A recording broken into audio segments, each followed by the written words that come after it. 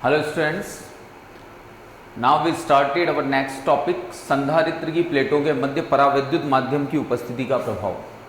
अगर संधारित्र की प्लेटों के मध्य हम कोई परावैद्युत माध्यम रख देते हैं तो उसकी उपस्थिति से वहाँ पर क्या क्या प्रभाव पड़ते हैं वो हम देखते हैं। तो सबसे पहले हम क्या करते हैं, एक समांतर प्लेट संधारित्र लेते हैं। यह हमने एक समांतर प्लेट संधारित्र लिया। इस समांतर प्लेट संधारित्र की एक पट्टिका को बैटरी के प्लस से और एक पट्टिका को बैटरी के माइनस से जोड़ देते हैं।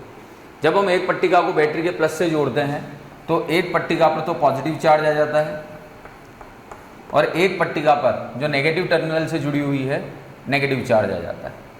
तो इस अवस्था में जो बाह्य विद्युत क्षेत्र होगा वो कुछ इस तरह से होगा। ओके, अब यहाँ पर क्या है, इस पट्टिकाओं के मध्य में निर्वात है।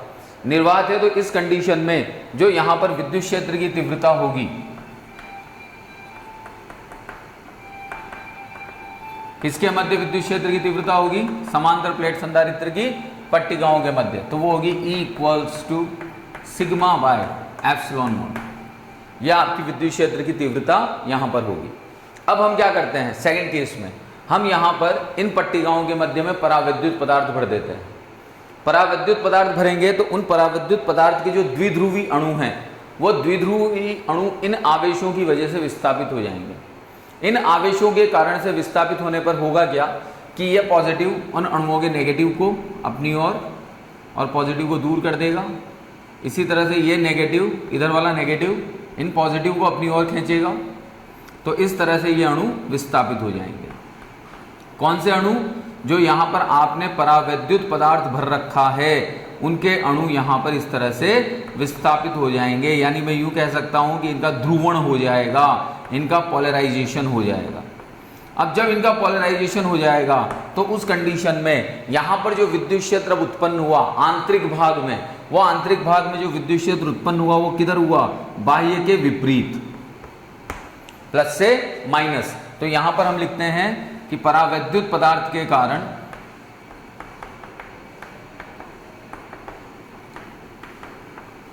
विद्युत क्षेत्र। अब परावैद्युत पदार्थ के कारण विद्युत क्षेत्र अगर हम लिखें तो यहां लिखते हैं EP equals to sigma P upon epsilon naught. ठीक है, क्योंकि यहां पर हम ये कह रहे हैं कि जो हमारे पास में समांतर प्लेट संधारित्र की पट्टिकाएं हैं उन समांतर प्लेट संधारित्र की पट्टिकाओं का जो आवेश घनत्व है वो प्लस माइनस सिग्मा है। तो ये तो बाह्य पट्टिकाओं का हो गया। आंतरिक का जो आवेश घनत्व है वो पोलराइज्ड यानी ध्रुवण के कारण से हुआ, तो उसको हमने क्या मान लिया, सिग्मा P। ओके, अब दो चीजें यहां पर नजर आ रही है कि बाह्य विद्युत क्षेत्र और आंतरिक विद्युत क्षेत्र दोनों की दिशाएं एक दूसरे के विपरीत है। तो इस जगह पर हम निकालते हैं परिणामी विद्युत क्षेत्र। तो जब परिणामी विद्युत क्षेत्र हम निकालेंगे तो परिणामी विद्युत क्षेत्र आता है E equals to E minus EP। यह आपका परिणामी विद्युत क्षेत्र आता है। इसको E की जगह हम E1 भी बोल सकते हैं। ये E1 हमने यहां पर लिख दिया। तो E1 equals to E minus EP। अब E की वैल्यू क्या है अपने पास में, सिग्मा बाय एप्सिलॉन नॉट। ये हो गई आपकी sigma P bye epsilon not. तो ये आ गया आपका sigma minus sigma P bye epsilon not. तो ये आपका परिणामी विद्युत क्षेत्र आ गया जो इन समांतर प्लेट संधारित्र की पट्टिकाओं के मध्य में उपस्थित है। अब हमें पढ़ना क्या है, हमें पढ़ना है कि भाई जो आपने ये परावैद्युत माध्यम भरा है समांतर प्लेट संधारित्र के मध्य, इस परावैद्युत माध्यम का क्या क्या प्रभाव पड़ेगा। तो पहला प्रभाव तो हमें दिख गया कि परावैद्युत पदार्थ भरते ही जो परिणामी विद्युत क्षेत्र था उसके मान में कमी आ गई। कमी कैसे आ गई कि आपने बाह्य विद्युत क्षेत्र में से उस पोलराइज्ड विद्युत क्षेत्र को घटा दिया, घटाते उसके अंदर क्या आ गई, कमी आ गई। तो यानी फर्स्ट प्रभाव तो हमने ये देख लिया कि जो परिणामी विद्युत क्षेत्र होता है वो कम हो जाता है। ओके, अब सेकंड स्टेप में हम क्या करते हैं यहाँ पर कि अलग अलग भाग देखते हैं। तो सबसे पहले हम परावैद्युत भाग देखते हैं। तो परावैद्युत भाग के कारण से, जैसे परावैद्युत भाग का परावैद्युतांक मैंने मान लिया एप्सिलॉन R, तो यहां लिखता हूं मैं माना परावैद्युत पदार्थ का परावैद्युतांक कितना मान लिया अपन ने, एप्सिलॉन R। एप्सिलॉन R ही होता है यहां पर। ठीक है, तो उसकी परिभाषा से हम क्या लिखेंगे, E1 जो परिणामी है। ठीक है, तो ये पूरा E1 ये यूं समझो आप कि वो पट्टिका, अब इसको जो मैं बोल रहा हूं समझिएगा कि वो पट्टिका जो पूर्ण रूप से परावैद्युत पदार्थ से भरी हुई है। तो परावैद्युत के कारण विद्युत क्षेत्र की तीव्रता क्या होती है? निर्वात की विद्युतशीलता का 1/ε/r टाइम होती है। यही होती है, परावैद्युत माध्यम के कारण विद्युत क्षेत्र की तीव्रता निर्वात की तीव्रता का 1/ε/r टाइम होती है। तो यहां पर E1 इक्वल्स टू हो गया आपका E/ε/r। ठीक है, E क्या है? निर्वात की विद्युतशीलता। E क्या है? सॉरी, निर्वात का विद्युत क्षेत्र। और निर्वात के विद्युत क्षेत्र का ये कितना गुना कम हो जाएगा? ε/r गुना कम हो जाएगा। यानी परावैद्युत माध्यम की उपस्थिति में जो विद्युत क्षेत्र होता है वो निर्वात के विद्युत क्षेत्र का 1/ε/r टाइम कम हो जाता है। ठीक है, अब E की वैल्यू क्या है अपने पास में? E की वैल्यू है सिग्मा बाय ε0। तो यहां पर हमने पुट कर दी E की वैल्यू सिग्मा बाय ε0 ε/r। यह आपके E की वैल्यू आ गई। तो आपका जो परिणामी निकला था, परिणामी इस पूरे परावैद्युत पदार्थ के कारण से जो इन पट्टिकाओं के मध्य में भरा हुआ है उसके कारण से परिणामी क्या आया? Sigma upon ε0 ε/r। और जो विद्युत क्षेत्र की दिशाएं एक दूसरे के विपरीत थी उसकी वजह से परिणामी कितना आया था? Sigma minus sigma p upon ε0। Okay, तो यहां पर हम लेते हैं समीकरण 3 व 4 से। तो समीकरण 3 और 4 हमने उठा लिए यहां से। तो sigma minus sigma p upon ε0 equals to sigma upon ε0 ε/r। ठीक है, 3 और 4 को हमने आपस में बराबर कर दिया क्योंकि दोनों परिणामी विद्युत क्षेत्र E1 के बराबर है। तो ये हो गई आपकी सिग्मा अपॉन ε0 ε/r और sigma minus sigma p upon ε0। अब इस जगह पर जब हम इसे सॉल्व करेंगे तो ये ε0 से ε0 कैंसिल हो गया। तो sigma minus sigma p equals to sigma upon ε/r। Okay, तो यहां से हम सिग्मा p की वैल्यू निकाल लेते हैं। तो सिग्मा p इक्वल्स टू क्या हो जाएगा? Sigma minus sigma upon ε/r। Sigma हमने यहां कॉमन ले लिया तो क्या आ गया? 1 माइनस 1 अपॉन ε/r। तो ये आपकी सिग्मा p की वैल्यू आ गई, सिग्मा 1 माइनस 1 अपॉन ε/r। अब यहां पर हम एक चीज कहते हैं कि जो ध्रुवणता होती है, जो पोलराइजेशन होता है, ये पोलराइजेशन विद्युत क्षेत्र की तीव्रता पर निर्भर करता है। जितना प्रबल विद्युत क्षेत्र होगा उतना ज्यादा ध्रुवण होगा, यानी वो उतने ज्यादा अणुओं को ध्रुवित करेगा, उतने ज्यादा अणुओं के प्लस माइनस विस्थापित होंगे। तो कहने का मतलब यह है कि जो ध्रुवण सदिश P वो किस पर निर्भर करेगा? विद्युत क्षेत्र की तीव्रता पर। तो यहां पर P डायरेक्टली प्रोपोर्शनल होगा E के। तो यहां हम लिखते हैं P डायरेक्टली प्रोपोर्शनल होगा E के। और P अगर डायरेक्टली प्रोपोर्शनल हुआ तो P क्या कहलाता है? आपका ध्रुवण सदिश। जैसे ही यहां पर हम इस प्रोपोर्शनल साइन को हटाते हैं, कोई कांस्टेंट आता है, तो P इक्वल्स टू जाई E E1। इस जाई E को क्या बोलते हैं? वैद्युत प्रवृत्ति। जाई E क्या कहलाती है? आपकी वैद्युत प्रवृत्ति। तो P इक्वल्स टू हो गया तुम्हारा जाई E E1। और यहां पर E1 की वैल्यू क्या है?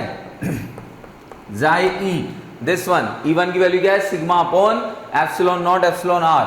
तो ये हो गया सिग्मा अपॉन ε0 ε/r। तो P की वैल्यू आ गई तुम्हारी जाई E सिग्मा अपॉन ε0 ε/r। अब थोड़ा सा समझने वाली बात यह है कि जो ये ध्रुवण सदिश है, ये जो आपने ध्रुवण सदिश लिया है, ये परिमाण के रूप में हम लेते हैं यहाँ पर। तो ध्रुवण सदिश किसके बराबर होगा? तो थोड़ा सा समझे हम इस चीज को कि जब ध्रुवण सदिश की हम बात करते हैं तो ध्रुवण सदिश का मतलब होता है कि एकांक क्षेत्रफल में कितने अणु ध्रुवित हुए। तो इसका मतलब ध्रुवण सदिश का मतलब किसके बराबर होना चाहिए? ये पृष्ठीय आवेश घनत्व के। लेकिन पृष्ठीय आवेश घनत्व कौन सा? जो ध्रुवित पृष्ठीय आवेश घनत्व है। इसका मतलब ध्रुवण सदिश P इक्वल्स टू किसके होगा? सिग्मा P के। और जब P इक्वल सिग्मा P हो गया तो जब हम इसकी वैल्यू को यहां पुट करते हैं इस जगह पे, तो हम लिखते हैं जाई E sigma upon ε0 ε/r equals to sigma P। इसके बराबर हमने सिग्मा P कर दिया क्योंकि P की वैल्यू हमने सिग्मा P मानी है। और सिग्मा P की वैल्यू क्या निकाली हमने? Sigma 1 minus 1 upon ε/r। तो जाई E sigma 1 minus 1 upon ε/r। तो ये सिग्मा से सिग्मा आपका कैंसिल आउट हो गया। तो जाई E ε0 ε/r इक्वल्स टू ये हो गया ε/r माइनस 1 अपॉन ε/r। तो ε/r से एप्सिलॉन आर कैंसिल, तो ये आ गया तुम्हारा जाए E equals to epsilon naught epsilon R minus 1।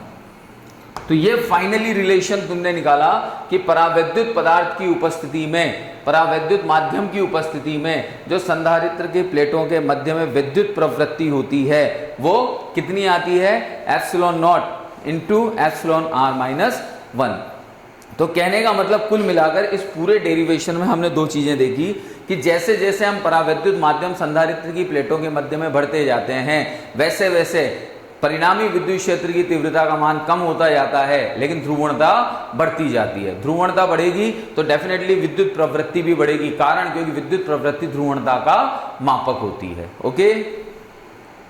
Okay next topic start करते हैं हम। समांतर प्लेट संधारित्र की धारिता जबकि प्लेटों के मध्य परावैद्युत पदार्थ पूर्णतया भरा हुआ हो।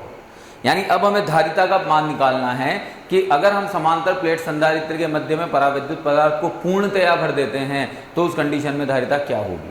तो हम थोड़ी सी थ्योरी पढ़ते हैं, इसमें थ्योरी लिखते हैं कि माना एक समांतर प्लेट संधारित्र है, तो ये एक समांतर प्लेट संधारित्र हमने ले लिया। इस समांतर प्लेट संधारित्र की प्रत्येक प्लेट का क्षेत्रफल a है और जो पृष्ठीय आवेश घनत्व है वो पृष्ठीय आवेश घनत्व प्लस सिग्मा और माइनस सिग्मा है। ठीक है, क्या ले लिया हमने, प्लस सिग्मा और माइनस सिग्मा, और प्रत्येक प्लेट का क्षेत्रफल क्या माना हमने, a।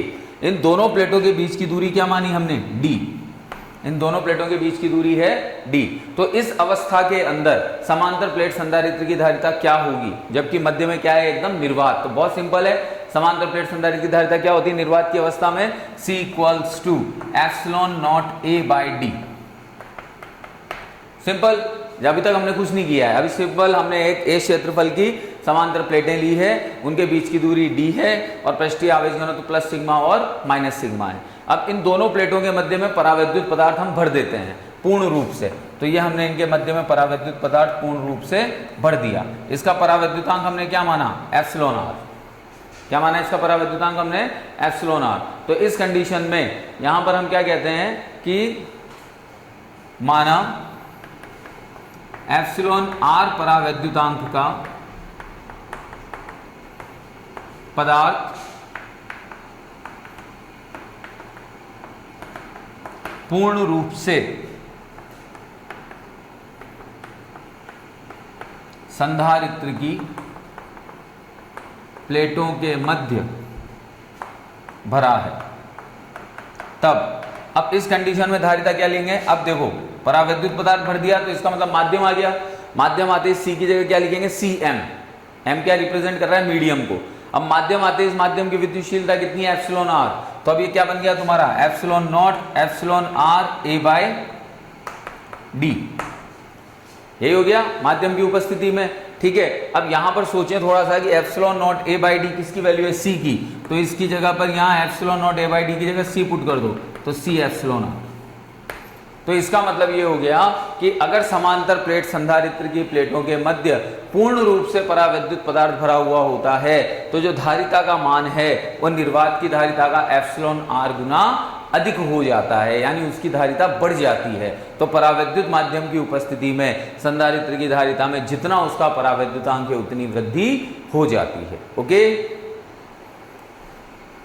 चलिए नेक्स्ट टॉपिक लेते हैं, समांतर प्लेट संधारित्र की धारिता जबकि प्लेटों के मध्य परावैद्युत पदार्थ अंशतः भरा हो। अंशतः का मतलब क्या होता है, बहुत कम मात्रा में भरा हुआ हो।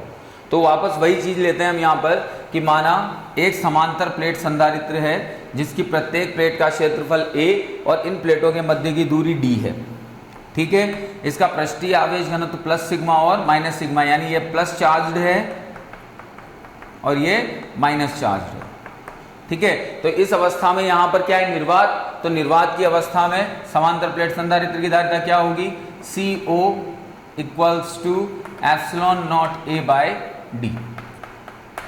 ठीक है, और ये जो विद्युत क्षेत्र है इस विद्युत क्षेत्र को हम कह देते हैं EO, ये कह देते हैं। ठीक है, अब यहां पर हम ये कह रहे हैं कि हमने एक परावैद्युत पदार्थ लिया जो यहां अंशतः भर दिया। अंशतः का मतलब बहुत कम मात्रा में। तो मैंने यहां पर ये एक परावैद्युत पदार्थ ले लिया, ये इसकी मोटाई मैंने मानी T। तो ये T मोटाई का परावैद्युत पदार्थ यहाँ समांतर प्लेट संधारित्र के बीच में भर दिया।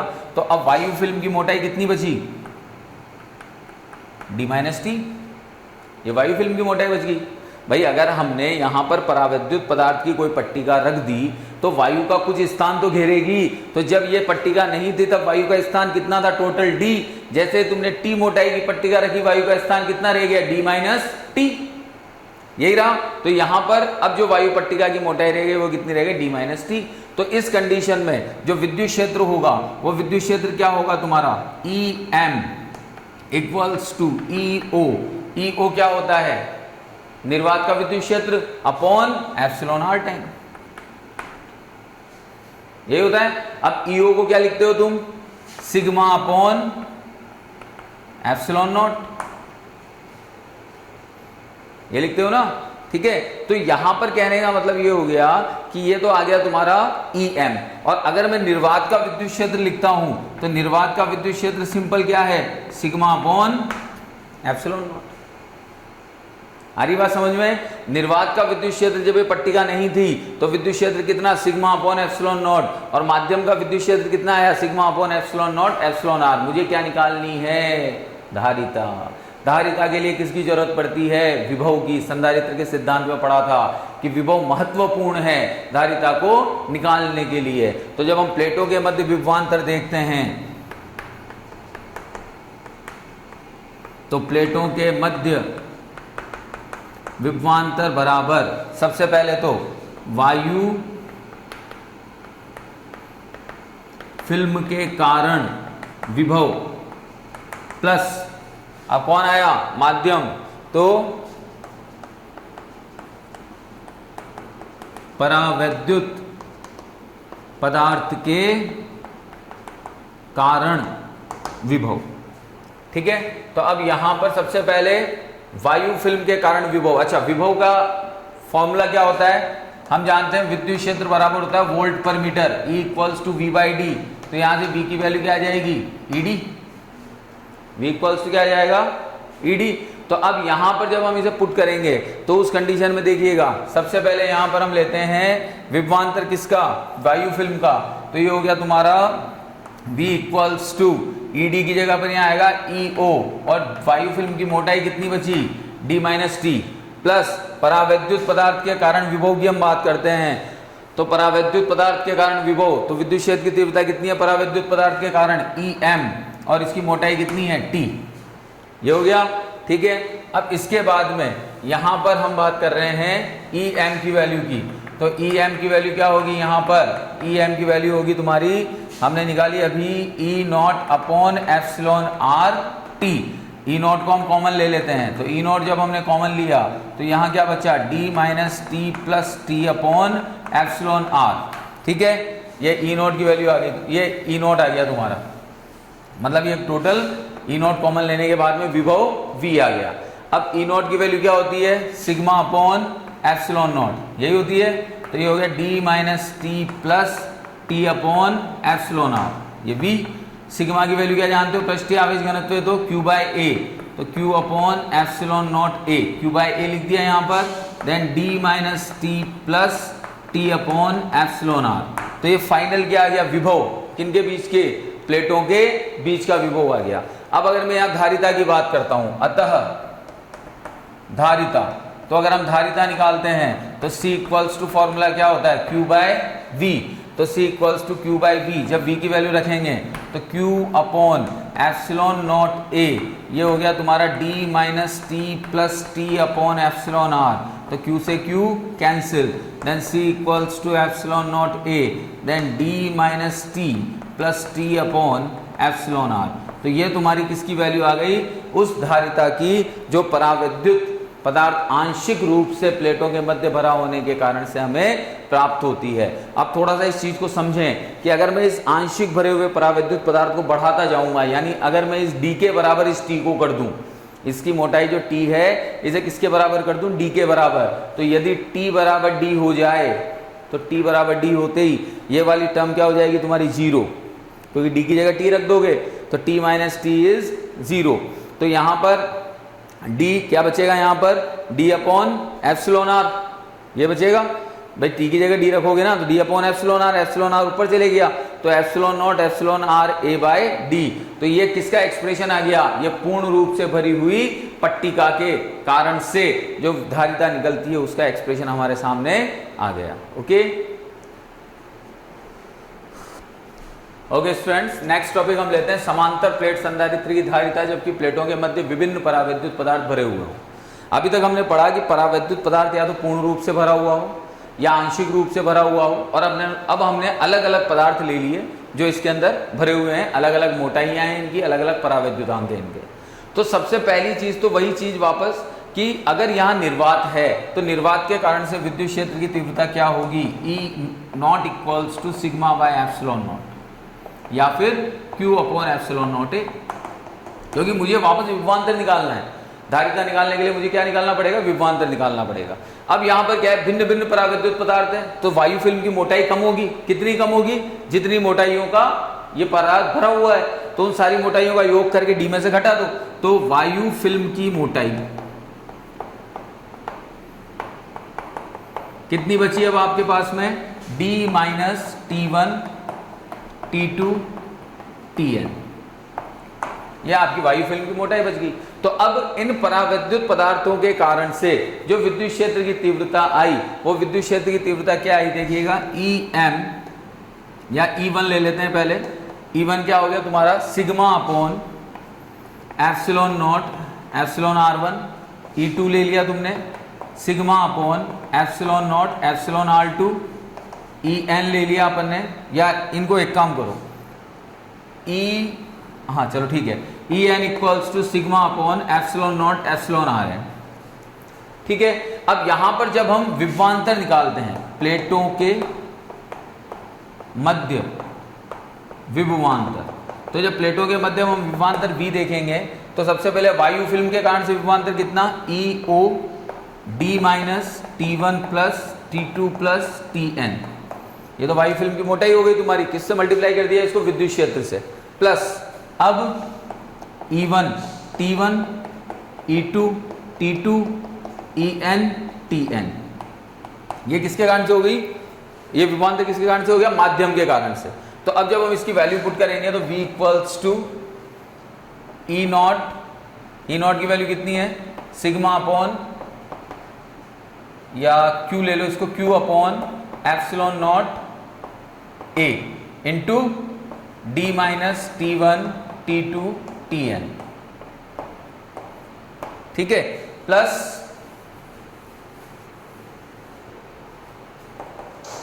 अब यहां हमने सिग्मा ले रखा है तो सिग्मा को Q बाई A लिख सकते हैं इस जगह भी हम, तो ये हो गया तुम्हारा Q upon epsilon naught epsilon R1 A T1 Q upon epsilon naught epsilon R2 A T2 dot dot dot Q upon epsilon naught epsilon Rn A Tn। तो यहां से हम अब Q upon epsilon naught A common ले लें इस जगह से, तो T minus T1 plus T2 plus Tn plus क्या बचेगा यहाँ, T1 by epsilon R1 T2 by epsilon R2 and Tn by epsilon Rn, यही रिमेनिंग रहेगा। तो ये क्या आ गया तुम्हारा विभवांतर, किनके, प्लेटों के मध्य। मुझे निकालनी क्या है, धारिता। तो धारिता क्या होती है, C equals to Q by A, sorry C equals to Q by V। अब जैसे ही हम इस V की वैल्यू को, ये पूरी वैल्यू को हम यहाँ पुट करेंगे तो इस Q से ये Q कैंसिल हो जाएगा और C equals to epsilon naught A तो चला जाएगा ऊपर।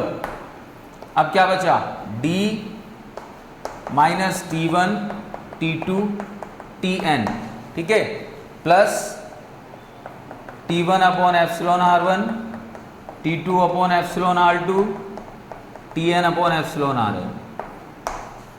तो ये तुम्हारी धारिता आ गई, किसके कारण से, जब विभिन्न मोटाइयों के परावैद्युत पदार्थ तुमने कहां भर रखे हैं, समांतर प्लेट संधारित्र की प्लेटों के मध्य। अब यहां पर हम ये कहते हैं कि भाई अगर ये सारे पदार्थ जो भरे हुए हैं इनकी मोटाई वायु फिल्म की मोटाई के बराबर हो जाए, यानी D बराबर किसके हो जाए, T1 T2 Tn के। तो जैसे यहाँ T1 T2 Tn की जगह D रखेंगे तो D रखते D माइनस D बराबर तो हो गया 0, तो यही टर्म बची बस अपने पास में। तो अब क्या बचा, C equals to epsilon naught A upon T1 by epsilon R1 T2 by epsilon R2 Tn by epsilon R है।